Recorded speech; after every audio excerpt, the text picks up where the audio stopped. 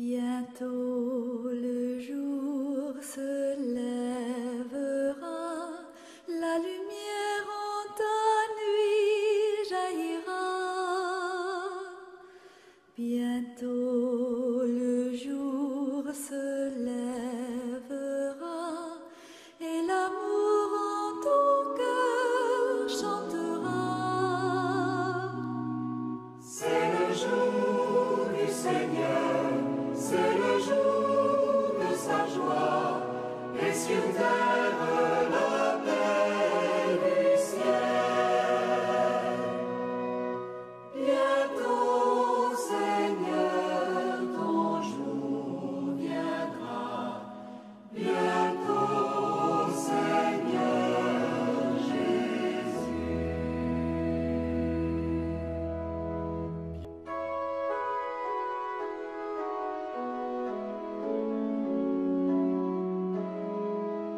Chers frères et sœurs, amis auditeurs, bonjour. Les lectures de ce 11e dimanche du temps ordinaire de l'année B nous invitent à méditer sur la puissance transformatrice de Dieu. Elle nous invite à rester enracinés en lui, à vivre avec la conscience de notre responsabilité et à semer des graines de foi, même les plus petites. Dans la première lecture de ce jour, nous entendons les paroles prophétiques d'Ézéchiel. Dieu parle de prendre une tige du sommet d'un cèdre et de la planter sur une haute montagne. Cette tige, bien que petite, deviendra un cèdre magnifique. À travers cette image, Dieu nous révèle sa puissance de transformation et de restauration. Il est celui qui renverse l'arbre élevé et élève l'arbre renversé. Il fait sécher l'arbre vert et reverdir l'arbre sec. Cela nous rappelle que Dieu a le pouvoir de transformer nos vies, de restaurer ce qui est brisé et de nous donner une nouvelle espérance, même dans les moments de désespoir. Quelle partie de ma vie considérais-je comme arbre sec? Comment puis-je ouvrir mon cœur à Dieu pour qu'il le fasse reverdir? Dans la lettre aux Corinthiens, Saint Paul nous rappelle que notre vie sur terre est temporaire et que nous marchons par la foi, non par la vision humaine. Que nous soyons dans ce corps ou hors de ce corps, notre but doit être de plaire au Seigneur. Il nous encourage à vivre chaque jour avec une conscience aiguë de notre responsabilité devant lui. Quel aspect de ma vie dois-je aligner davantage avec mon ambition de plaire au Seigneur? Jésus, dans l'Évangile, utilise des paraboles pour illustrer le règne de Dieu. Il compare ce dernier à une semence jetée en terre qui germe et croît mystérieusement. La graine de moutarde, la plus petite des semences, devient un grand arbuste, enseignant ainsi l'humilité et la puissance du royaume de Dieu. Même nos plus petits actes de foi et d'amour peuvent croître et avoir un impact immense. Comment puis-je semer de graines de foi, d'espérance et d'amour dans ma vie quotidienne? Quelle petite action puis-je entreprendre qui pourrait avoir un impact durable et significatif pour le royaume de Dieu aujourd'hui?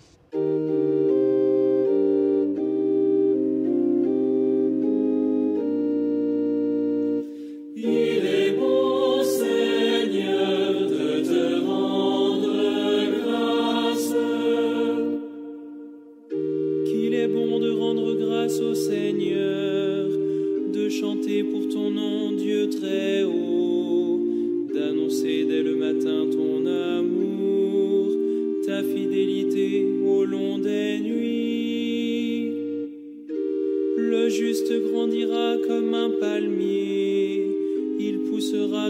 cèdre du Liban, planté dans les parvis du Seigneur. Il grandira dans la maison de notre Dieu. Il est bon, Seigneur, de te rendre. Chers fidèles téléspectateurs, chers amis, nous vous proposons de suivre aujourd'hui le séminaire que nous avons organisé dans le cadre de l'école de synodalité, un séminaire qui a eu lieu à Saly du 10 au 12 mai 2024. Le thème de ce séminaire était mettre en pratique la synodalité, écouter pour accompagner, pour comprendre et accueillir, discerner pour marcher ensemble et agir.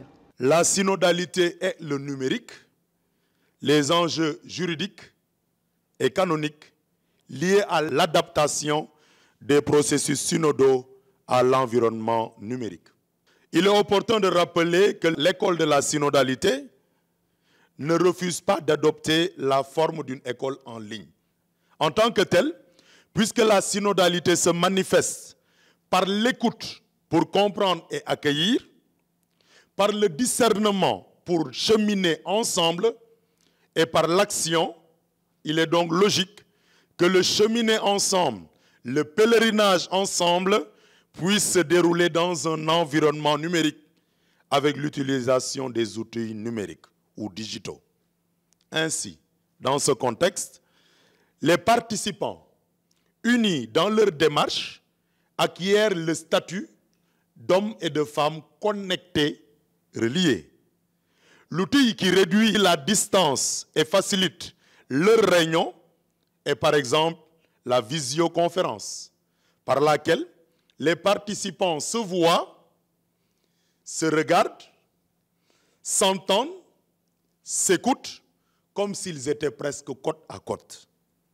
Grâce à celle-ci, la visioconférence, la marche commune peut être organisée après avoir convenu ensemble d'un horaire ou d'autres modalités pratiques. Après avoir écouté les autres participants lors de la visioconférence, nous pouvons entamer une deuxième phase du processus synodal, les consultations pour le discernement, la conversation dans l'Esprit Saint en ligne, restant connectés avec ou à l'Esprit Saint et les uns aux autres. Nous faisons référence ici aux consultations en ligne que nous avons peut-être tous expérimentées dans le cadre de la préparation des derniers synodes, à travers les échanges d'emails et les retours à distance. Aujourd'hui même, on peut répondre à ces consultations en ligne par le moyen de l'intelligence artificielle qui est très en vogue. Enfin, avant de pouvoir agir, des délibérations et des prises de décision doivent avoir lieu. Ces processus peuvent se dérouler en ligne avec la possibilité de voter électroniquement en un clic pour exprimer son approbation ou son désaccord. Vous noterez que sans entrer dans les détails, dans notre apprentissage du marché ensemble en ligne, nous disposons, nous tous, et chacun personnellement, de divers moyens et outils pour atteindre les objectifs fixés.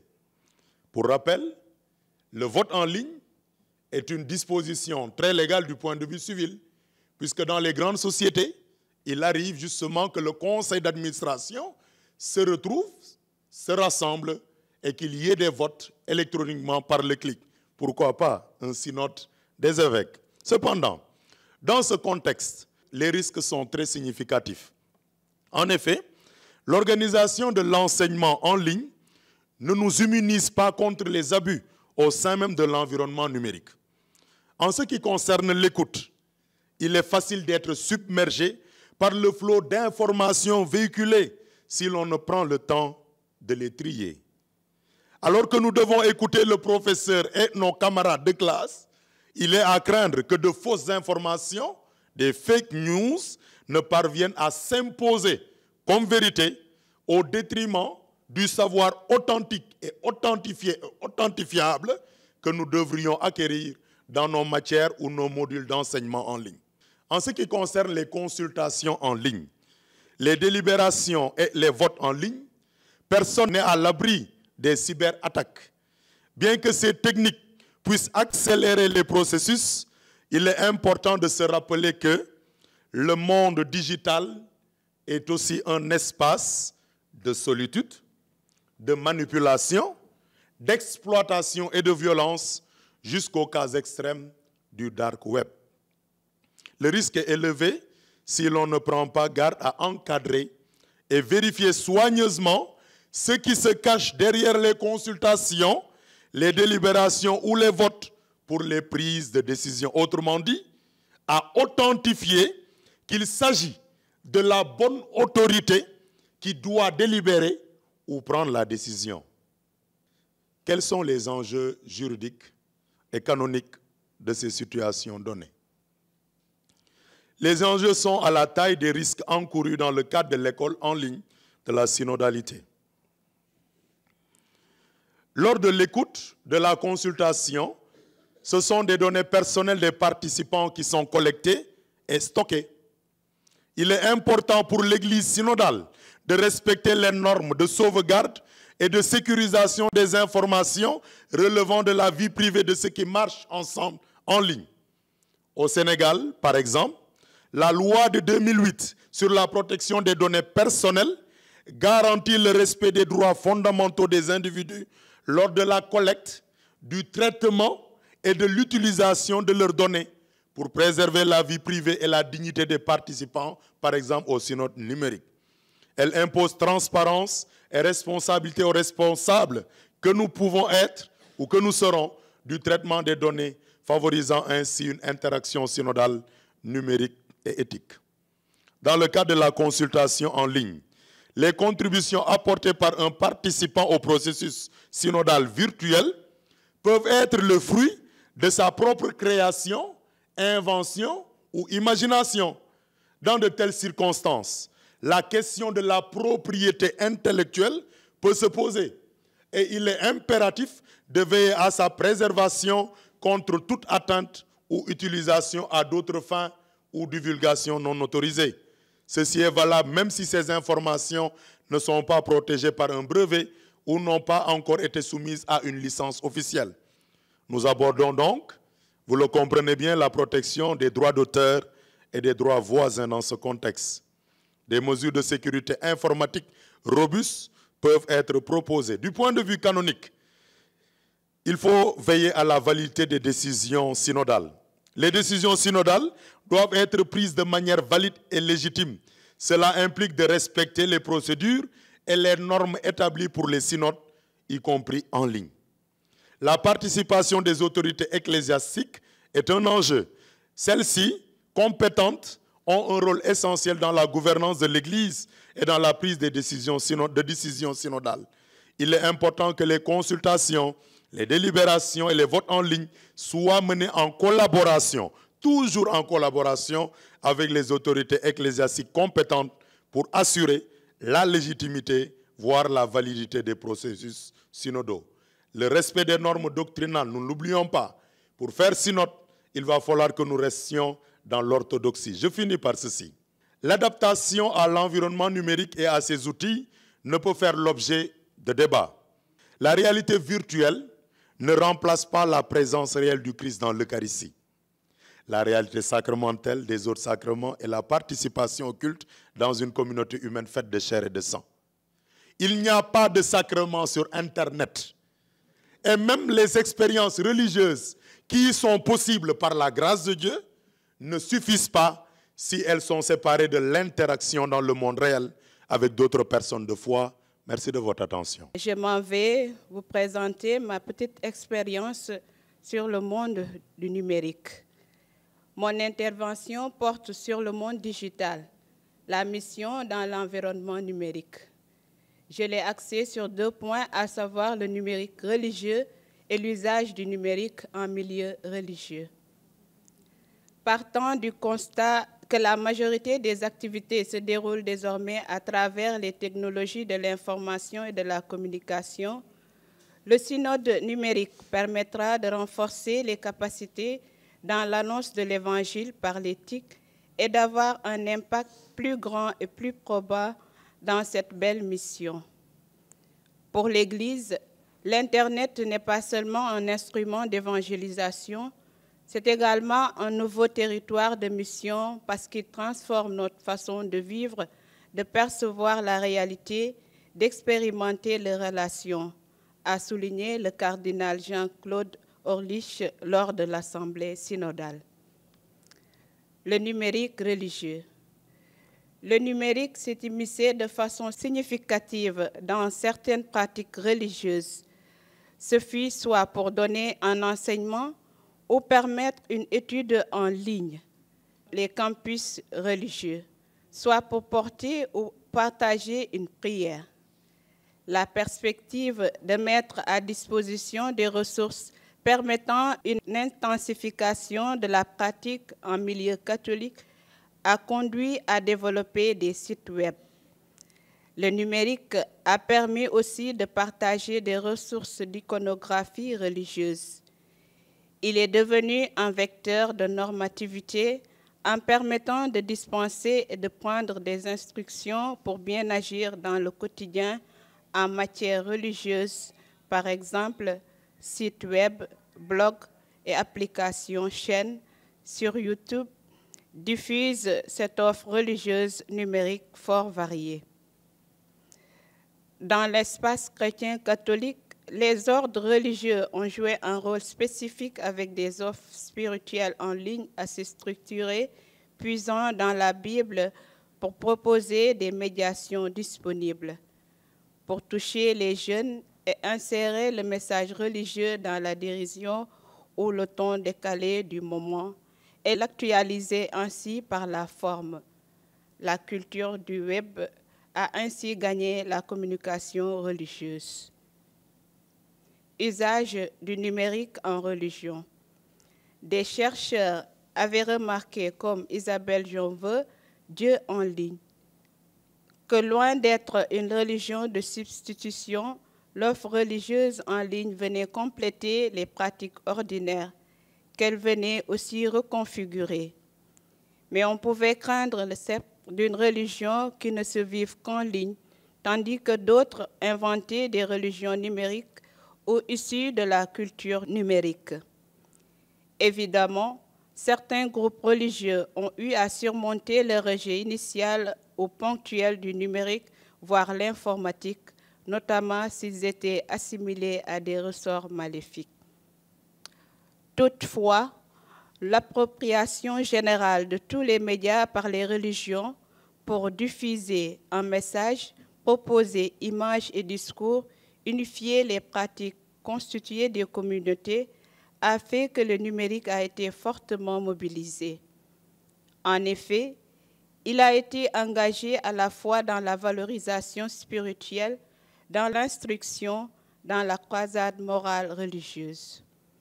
Cela s'est opéré à la fois par des médias dédiés, sites d'information religieuse, sites d'études, sites de communautés, églises et paroisses, et par l'insertion dans les médias généralistes, notamment dits sociaux, tels que Facebook, Twitter, Instagram ou YouTube. Ces derniers proposent des contenus religieux produits par des communautés et des acteurs.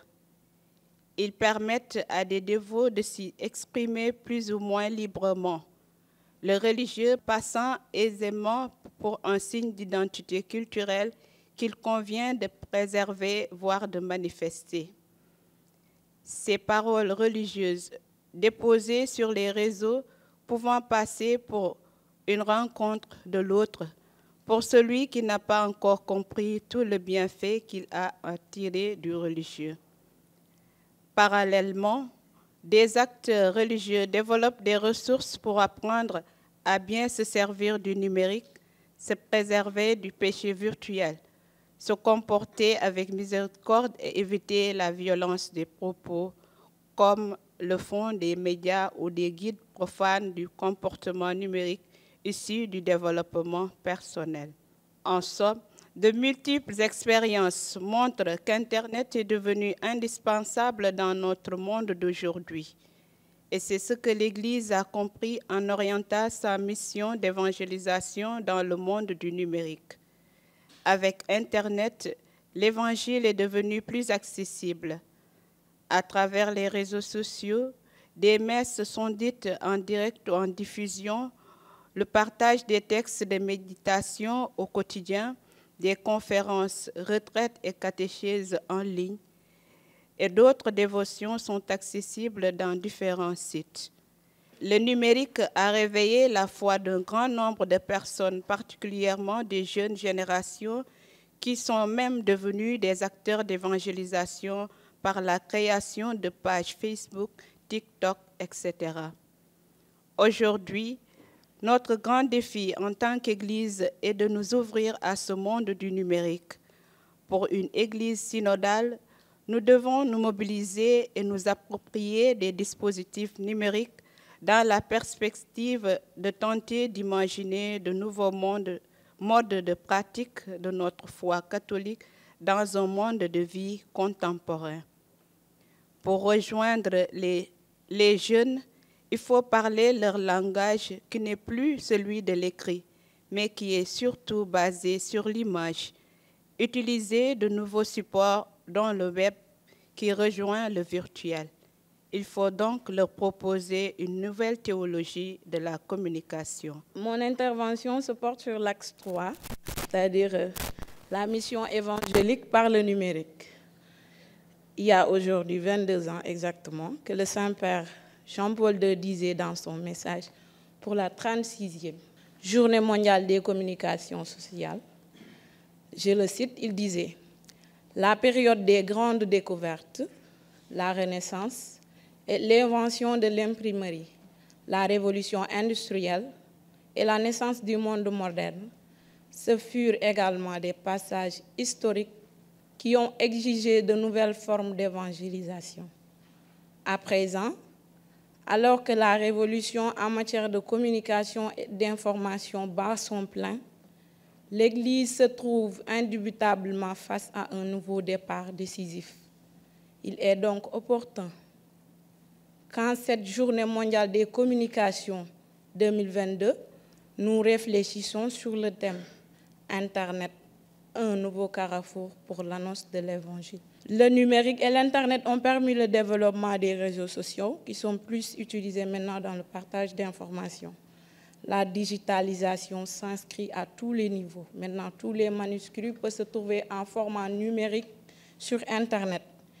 L'Église, ainsi, pour atteindre un plus grand nombre, utilise le numérique comme moyen supplémentaire de partage de la parole, de prière, de partage de documents et d'informations. Nous avons vu qu'au fil des temps, l'Église a créé différents sites.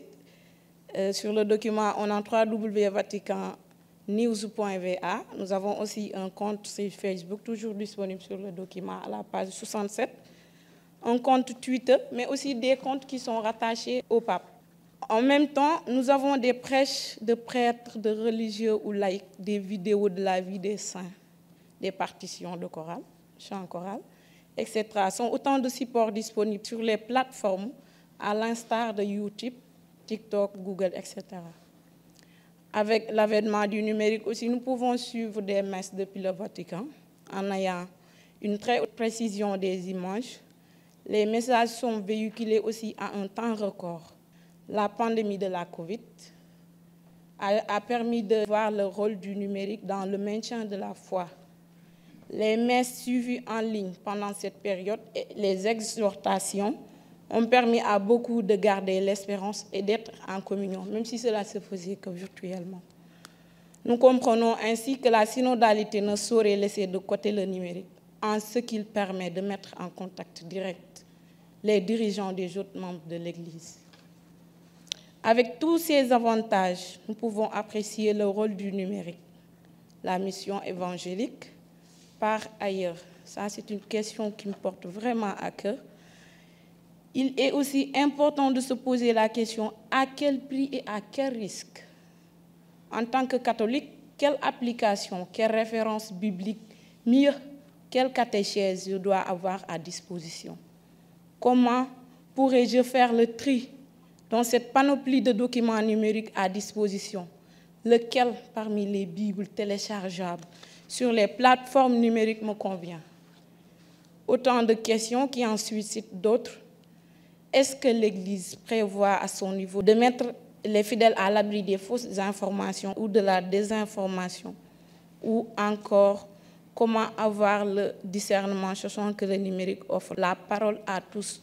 Un dernier point, comment permettre aux laïcs, surtout aussi ceux qui sont du continent africain et n'ayant pas accès au numérique et qui ne sont pas épargnés aussi des rumeurs ou bien de la désinformation, quel autre procédé du numérique l'Église compte appliquer pour l'accès à la bonne information à tous les niveaux? Je voudrais, en ces quelques mots de partage, donner ma réflexion sur le thème qui nous a été proposé, la mission dans l'environnement numérique.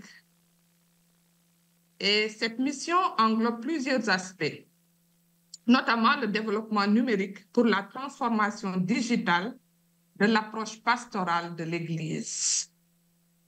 Alors, pour faire le tour de cet axe important que Abbé Vivien et les autres qui ont parlé ont déjà campé, permettez-moi de faire une analyse parallèle du monde digital dans les structures d'entreprise et dans le fonctionnement de l'Église notre mère, en donnant une petite définition historique, le souffle du digital dans l'Église et la transformation numérique, un impératif pastoral.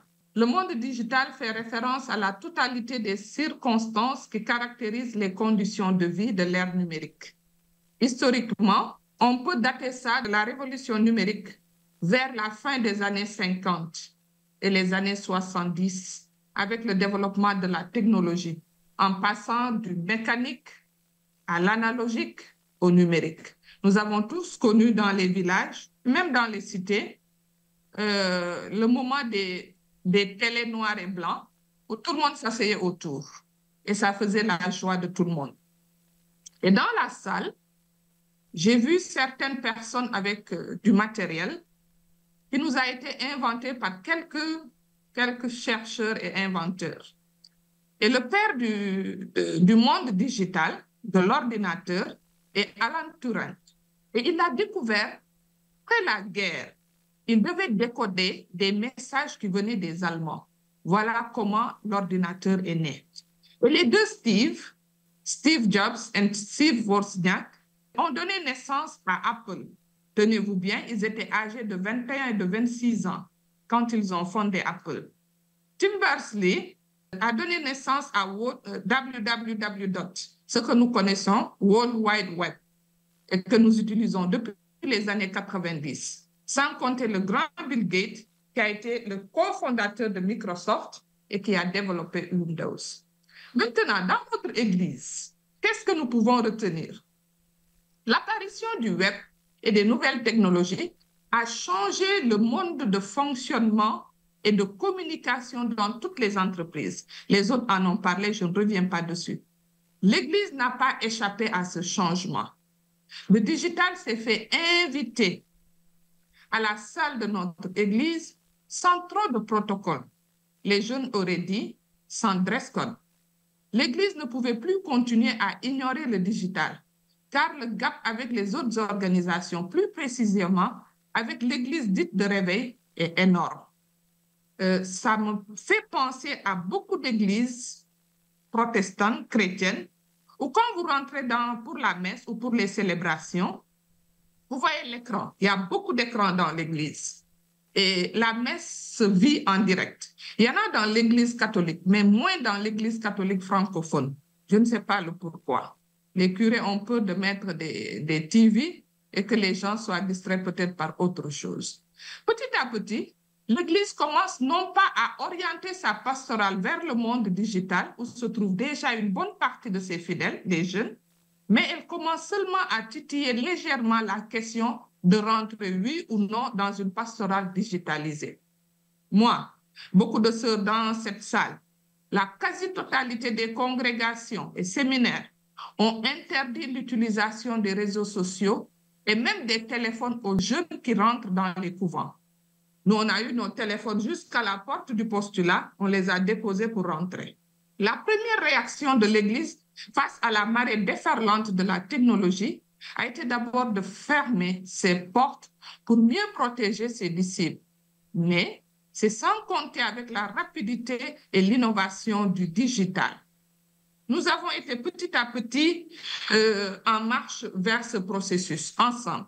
Et la période la plus difficile que l'Église a traversée et qui a propulsé le digital n'a pas été une période éloignée. C'est la pandémie de la COVID-19. Dans une des préfaces du livre « Les défis de l'institution au sortir de la pandémie », le pape disait « La période difficile que traverse l'humanité en raison de la pandémie a mis en évidence non seulement que nous ne sortirons de cette crise qu'ensemble, mais nous a également fait prendre conscience de l'utilité des outils technologiques et des réseaux sociaux. Pour nous dire que la COVID-19 nous a mis dans l'impossibilité de célébrer collectivement les offices. Mais le monde digital nous a aidés à gérer un confinement très stressant. Une autre manière de travailler, de prier, de faire église s'est développée. Sans synode ni conclave, nous étions tous connectés et interconnectés via Zoom, Team Meeting, Google Classroom et vivions une synodalité que j'appelle digitale.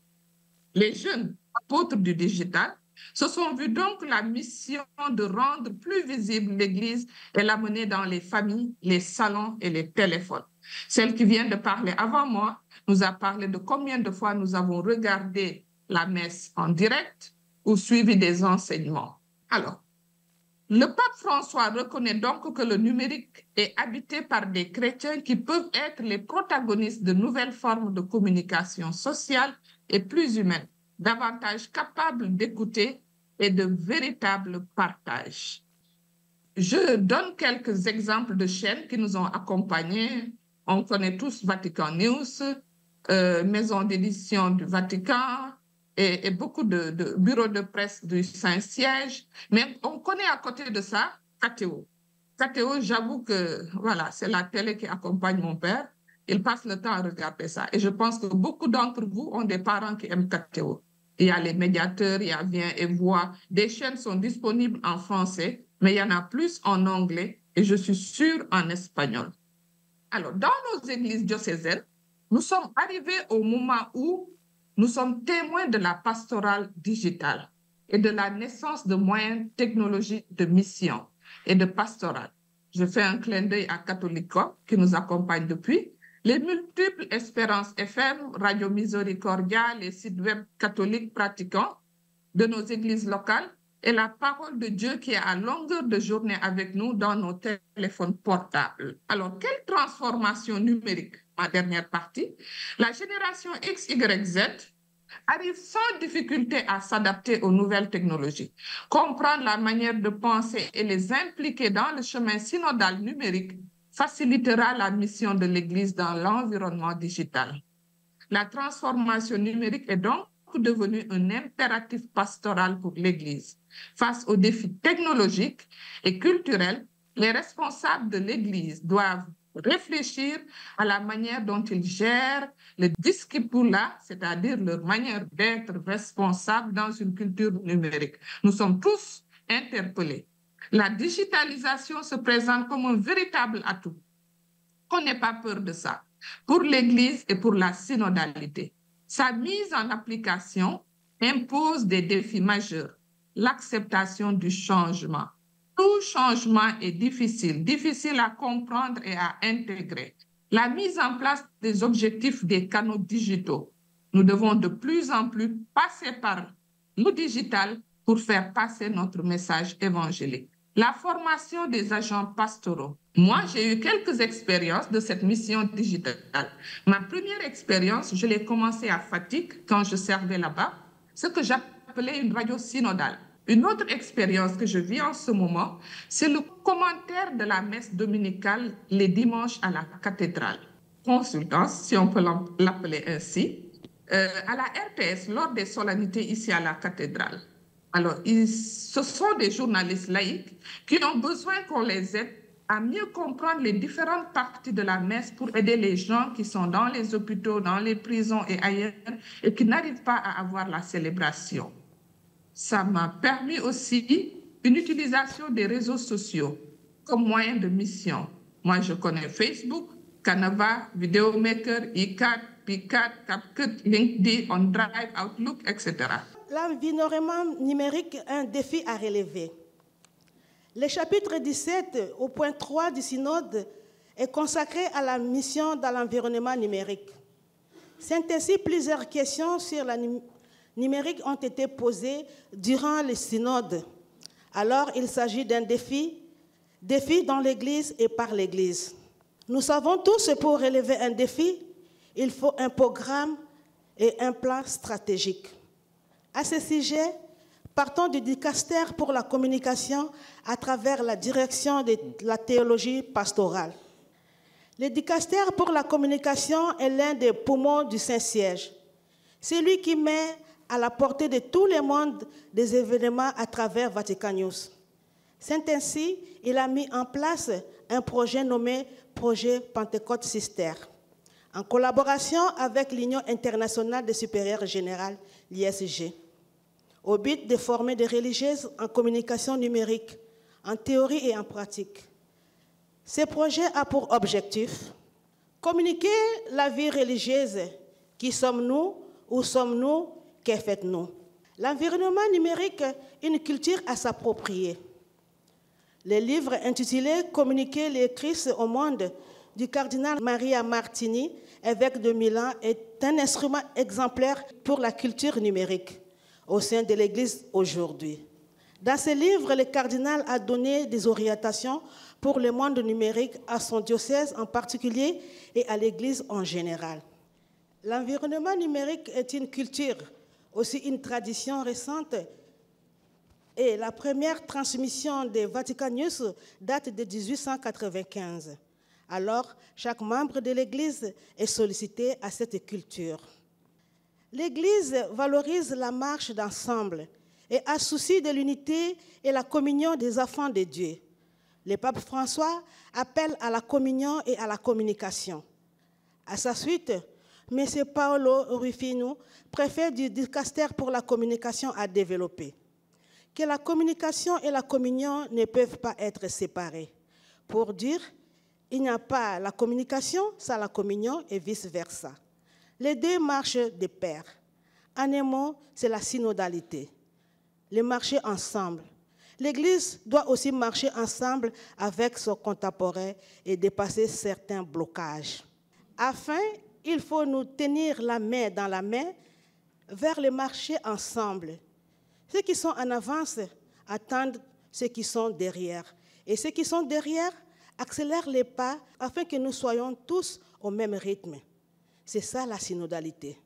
C'est la précision de Monseigneur John, nouvel évêque de Nouakchott, en Mauritanie, dans une interview. Monde digital, la mission dans l'environnement numérique. L'impact du numérique dans l'Église est à la fois complexe et significatif. Dans l'ensemble, il a considérablement élargi les possibilités de connectivité, d'engagement et de diffusion de la foi. Mais il a également introduit des défis uniques à surmonter. Un exemple clair de l'impact positif du numérique est l'utilisation des médias sociaux pour partager des messages spirituels et encourager la participation des événements ecclésiaux.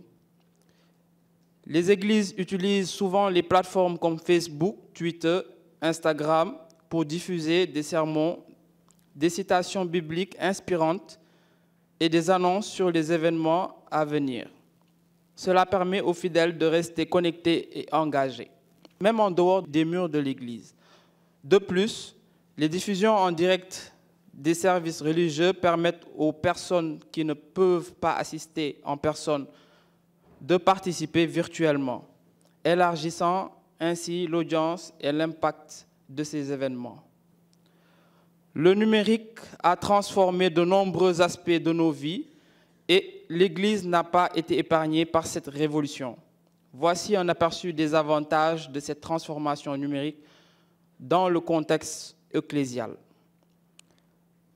Donc, comme premier avantage, il y a l'accessibilité accrue. Le numérique permet à l'Église d'atteindre un public plus large, y compris ceux qui sont géographiquement éloignés des lieux de culte physique. Les services en ligne, les diffusions en direct et les médias sociaux offrent des moyens nouveaux et efficaces de partager la foi. Après, on a la communication facilitée. Les outils numériques permettent une communication rapide et efficace entre les membres de l'Église, les dirigeants et les fidèles. Les courriels, les applications des messageries et les plateformes de réseaux sociaux facilitent la diffusion d'informations importantes et la coordination des activités. Cependant, l'impact négatif du numérique peut également être observé, notamment dans la manière dont il peut parfois diviser plutôt que de rassembler. Par exemple, les discussions théologiques en ligne peuvent souvent devenir polarisées et hostiles, alimentant des divisions au sein de la communauté. De plus, la dépendance excessive aux outils numériques peut parfois conduire à une expérience de la foi plus superficielle, où les gens consomment passivement du contenu religieux sans réellement s'engager dans une réflexion profonde ou une communauté spirituelle tangible. Aujourd'hui, les réseaux sociaux doivent nous permettre d'aller plus loin dans ce que nous voulons faire. Et de toucher qui? Mais de toucher le monde entier, toutes les catégories, de ma petite fille de 5 ans à son grand-père. Parce que tous ont des smartphones et tous sont dans des Facebook. Et le vieux papy qui veut parler à sa fille qui est au Canada, il n'utilise pas autre chose que... Pourquoi ne lui offrions pas le soin de pouvoir faire sa prière, de s'ouvrir à Dieu, je ne sais pas, d'imaginer, comme je disais hier à nos amis des médias, de s'imaginer des choses qui peuvent nous permettre de toucher le cœur des hommes et des femmes. Alors, je voudrais parler de l'agilité. En entreprise, dans le monde, on utilise beaucoup le mot agilité, simplicité. C'est la faculté pour nous, cette agilité, à annoncer l'évangile, à sortir des chemins battus pour aller sur des chemins qui nous permettent de toucher plus rapidement. Les médias sociaux en font partie. Soyons plutôt agiles pour aller annoncer l'évangile, pour toucher les cœurs et pour que nos liturgies aussi suivent également ces chemins-là, parce que c'est actuel. On a la faculté de nous adapter à ce que nous faisons et l'Église s'est adaptée au fil des temps. La synodalité, une autre manière d'être, ou plutôt un retour à l'humain que je suis, comme le Créateur m'a voulu, comme le Père m'a désiré, dont le Christ est le modèle et que le Saint-Esprit travaille à restaurer. Écouter. Écouter est un art, c'est l'art de la présence, et le lieu de la présence, c'est le silence. Lorsqu'on fait silence, on s'attache souvent à créer une atmosphère, une ambiance de silence en évitant tout bruit. Mais on peut créer une atmosphère de silence et demeurer dans un brouhaha intérieur. Tout comme inversement, on peut évoluer dans un environnement très bruyant et habiter tout pour autant profondément dans le silence. Ainsi, pour être profondément à l'écoute, il ne nous faut pas d'abord faire silence, mais entrer dans le silence. Entrer dans ce lieu intérieur immensément silencieux, ce lieu intérieur silencieux qui n'est rien d'autre que l'habitation de Dieu lui-même, c'est le lieu de l'Esprit Saint. Ce lieu intérieur silencieux où Dieu demeure, c'est notre sanctuaire intérieur, comme l'appellent certains maîtres spirituels.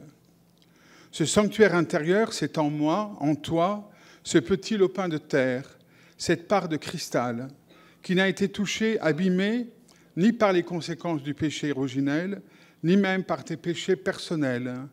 Ce sanctuaire intérieur est le lieu aussi de ma grande pauvreté.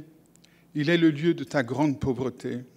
Quelle bonne nouvelle, quelles que soient mes blessures, mes péchés, il y a un lieu en moi où je suis intact, car là où Dieu demeure, le mal n'a pas accès. Une question se pose. Comment se fait-il que nous éprouvions tant de difficultés à habiter notre sanctuaire ou à y revenir quand on n'y est plus? Des passages à faire, des Pâques sont à vivre. Nous sommes souvent centrés sur nous-mêmes. Être centré sur moi, c'est comme si je me tiens à l'extérieur de moi-même et je me regarde. Alors je suis trop préoccupé de moi-même. L'autre peut être au potentiel danger, alors je me protège, j'érige un mur de protection au lieu de construire un pont. Une conversion m'appelle, passer d'un centrement sur soi à un centrement en soi. Centrement en mon sanctuaire. Il est possible, deuxièmement, il est possible que nous confondons le silence, le vide et le rien. Le vide, le rien peut m'être insupportable. Je peux en avoir peur, alors je cherche à le combler. Les musiciens savent qu'il n'y a pas de musique sans silence. Et l'on peut dire que le silence, c'est la musique dépouillée à l'extrême. Le silence n'est pas du vide, ce n'est pas du rien, c'est la présence de quelqu'un. Aussi, entrer dans le silence est un acte courageux, car c'est avec le courage que je peux aller de l'avant. Nous sommes souvent enfermés dans nos représentations, nos convictions, nos points de vue, engendrés par notre vécu et nos apprentissages. Ces représentations, ces convictions, ces points de vue, aussi nobles soient-ils, il me faut apprendre à les considérer avec détachement et ainsi retrouver une liberté intérieure pour descendre au plus intime de moi-même, en ce sanctuaire, lieu du silence et de la disponibilité, le lieu de l'Esprit Saint. Si tu veux construire ta maison, attache-toi à bien poser tes fondations. Aussi, pour aller plus avant sur le chemin de la synodalité, il me faut travailler pour grandir en être de silence, de présence et d'écoute. Je suis dans la reconnaissance, car le Seigneur m'accompagne sur ce chemin. Il m'offre en la Vierge Marie une éducatrice et une formatrice de premier choix. Chers amis, pour hâter l'avènement du royaume de Dieu, demandons à la Vierge Marie de poursuivre sa mission qui lui a été confiée par le Père, nous offrir au Saint-Esprit.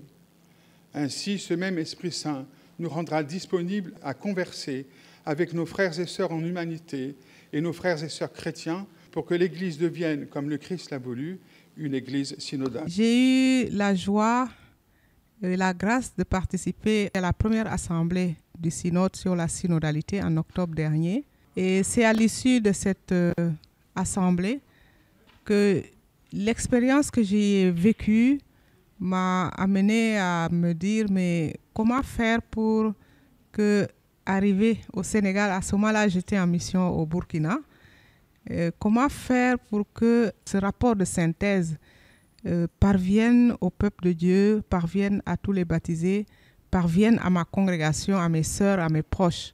Et c'est là que l'idée de l'école de synodalité m'est venue. Pourquoi le concept d'école? Parce que c'est un lieu d'apprentissage.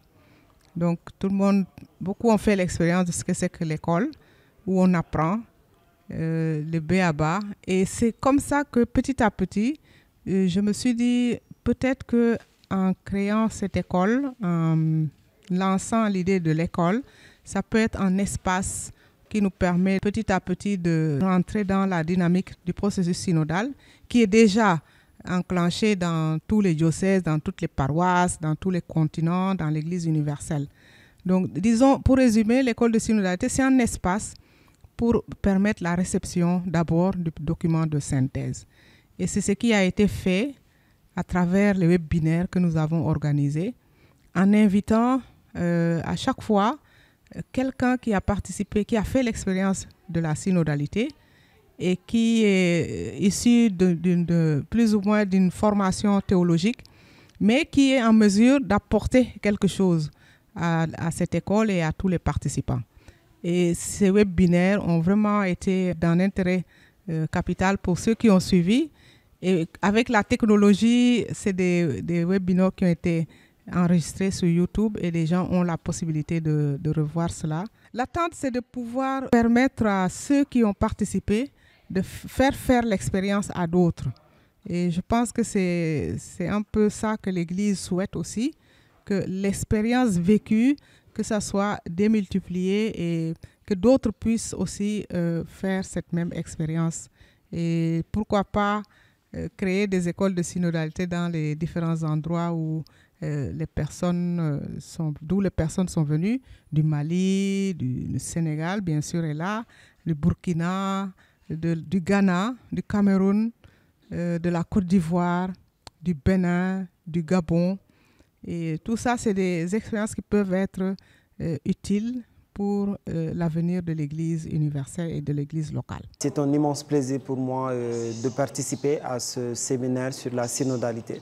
Alors depuis ce matin, nous sommes en assemblée, nous nous sommes retrouvés toujours dans le cadre de cette démarche synodale entre religieux, religieuses, laïcs, jeunes, vieux, entre autres. Et cette pluralité, voilà, favorise et surtout nous met dans l'esprit même de ce qu'est le synode en tant que tel.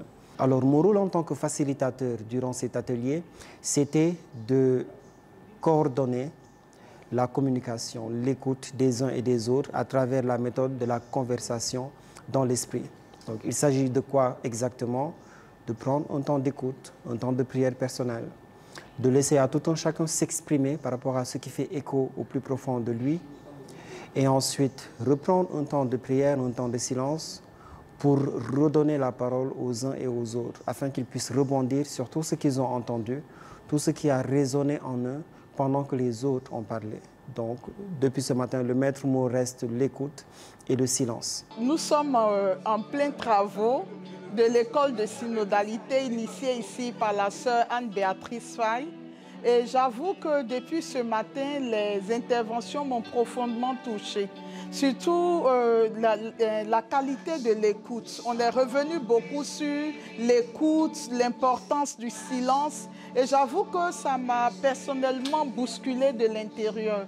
La place des facilitateurs, comment ils sont appelés à entrer dans une vie d'ascèse, dans le silence pour ne pas donner leur point de vue, mais écouter celui des autres. C'est vraiment apprendre à se détacher de sa propre personne pour faire de la place à l'autre. Et il y a eu une expression ici qui m'a aussi vraiment touchée. Il faut que les prêtres descendent et que les laïcs montent pour qu'ils se rencontrent. Qu'ils se rencontrent pour faire chemin ensemble pour vivre la synodalité. Donc je pense que c'est une très belle initiative, mais qui a des répercussions profondes dans nos cœurs et qui nous amène à bouger les lignes de nos vies. L'autre chose, c'est que je viens d'intervenir sur l'implication que les laïcs peuvent avoir dans la formation initiale et continue des prêtres. Donc ce que j'ai fait ressortir dans un premier temps, c'est que pendant longtemps, les laïcs ont eu l'impression que l'Église appartenait aux prêtres et aux évêques. Et eux, quand ils viennent à l'Église, c'est pour les messes, les sacrements. Certains sont engagés dans des mouvements d'église, mais pas plus. Mais ils sont surtout sollicités quand il s'agit de recherche de fonds. Maintenant, avec le synode sur la synodalité, les laïcs comprennent qu'ils sont membres à part entière de l'Église au nom de leur baptême et qu'ils sont eux aussi appelés à être en mission pour l'Église et dans l'Église. Et donc, comment est-ce qu'ils peuvent s'impliquer également dans la formation des prêtres? Mais déjà, en vivant eux-mêmes profondément ce qu'ils ont à vivre, prendre conscience de leur vocation, qui est d'être le levain de l'Évangile dans la société. Ensuite, les laïcs doivent pouvoir vivre la sainteté pour contaminer également les prêtres. La vérité, c'est que laïcs, prêtres, le témoignage de vie n'est pas percutant dans cette société qui nous demande un témoignage fort. Et donc les laïcs aussi par leurs compétences techniques, par leur présence, par leur qualité de famille, par leur présence dans la communauté qui reçoit les séminaristes à tous les niveaux, les laïcs peuvent apporter quelque chose dans la formation des prêtres. Le leadership de style synodal, c'est une manière d'exercer le ministère, d'exercer la responsabilité dans le style de l'écoute, de la consultation, du discernement avec d'autres. Voilà, le leader de style synodal, il sait qu'il marche avec les autres, il ne se situe pas de manière séparée, mais au milieu des autres, il exerce sa responsabilité propre. Donc l'évêque reste l'évêque, le prêtre reste le prêtre, un responsable pastoral reste responsable pastoral, mais une chose est de décider tout seul, une autre est de décider à partir de toute une écoute, d'abord de la parole de Dieu. Le leadership de style synodal, il laisse l'Esprit Saint conduire. Et donc il s'agit de discerner comment l'Esprit Saint nous conduit. Et ça passe par l'écoute de tous, en particulier des plus petits, des sans-voix. Et c'est une manière de se situer dans la réciprocité. on a tous quelque chose à donner et quelque chose à recevoir. Le leader de style synodal, c'est un leader toujours en apprentissage dans une église apprenante qui cherche à marcher ensemble et à vivre cette unité dans la diversité. Et donc ça suppose d'entrer dans cette écoute profonde de l'Esprit Saint qui parle de bien des manières, mais qui parle aussi en particulier à travers l'écoute des autres, le dialogue, ce qu'on appelle la méthode synodale de la conversation dans l'esprit. Donc c'est une manière d'exercer l'autorité qui va faire grandir les autres, qui les rend acteurs, qui libère ou qui est comme une force génératrice qui libère la liberté. Après avoir suivi le séminaire que nous avons eu à Sali sur le synode sur la synodalité, nous proposons cette petite prière. Seigneur, nous te remercions pour ta parole qui nourrit notre foi et nous guide. Aide-nous à rester enracinés en toi, à vivre avec responsabilité devant les hommes et devant toi. Aide-nous à semer des graines de foi et d'amour autour de nous.